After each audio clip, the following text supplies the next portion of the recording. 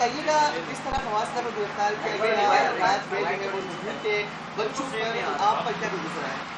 आज उनको पेश किया है 24 घंटे के बाद और एक एफआईआर सामने आई है जिसमें कहा गया है कि उन्होंने कोई 50 लाख रुपए कोई रिश्वत ली है और दफ़ात जो हैं वो 406 लगाई है और 506 2 और 34। अब रिमांड की इस्तदा की गई है कि 2 दिन की दीजिए, लेकिन जैसे कि आपने देखा कि कापड़ा डाल के और हथकड़ी लगा के ही वो लेके आए हैं। लेकिन सिर्फ मेरी गुजारिश ये आईजी इस्लामाबाद से कि कल तक मुझे इवन नाउ जब उनको अदालत लाए हैं तो हमें बताया ही नहीं गया कि वो किस केस में मतलूब है और किस केस में उनकी गिरफ्तारी डाली गई है। तो वो एफआईआर अभी उन्होंने डीसील की है और अभी बताया है कि ये केस रिश्वत लेने देने या करप्शन का है। और ऐसा मेरी आंखों के सामने मैं हल्फन कहती हूँ, अल्लाह को हाजिर नाजिर जानकर, कि ये एफआईआर बिल्कुल बेबुनियाद है, ऐसा कुछ नहीं हुआ है।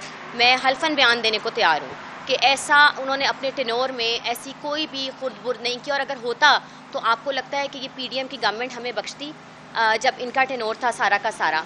और मेरी आईजी इस्लामाबाद से बहुत मेरा शिकवा है कि मेरी बच्चियां और मैं जिस दुख और दर्द से गुजरे हैं इस 24 घंटे के टाइम पीरियड में, ये सिर्फ मैं जानती हूँ और मेरा अल्लाह जानता है। बट एनी हाउ हमें पूरी उम्मीद है कि अल्लाह पाक कोई ना कोई आगे भी 2 केसेस में निकाला है और अब आगे भी अल्लाह ताला कोई ना कोई रास्ता निकालेगा। एक ट्रांसफर पाया जा रहा है कि फवाद चौधरी साहब का प्रेशर था, दबाव था कि इस्तेमाल पाकिस्तान पार्टी में एक्टिव हो जाए, वो नहीं हो रहे थे। क्योंकि आप उनकी यही है क्या इस तरह हुआ आपको के साथ पार्टी की तरफ से भी और तरफ से? नहीं, ये तो देखें ना, कल फिरदौस आशिक ईवान साहिबा भी कह रही थी कि जी उनकी राहें सीधी नहीं हैं, उनकी ये सीधी नहीं है। पहले तो उनकी राहें पूछें ना, पहले तो उनकी राहें पूछें कि उनकी राहें कहाँ किस पार्टी की तरफ जाती हैं। जिसकी हुकूमत आती है वो उस तरफ चली जाती हैं, जिसके साथ पार्टी बननी होती है वो उस तरफ चली जाती हैं।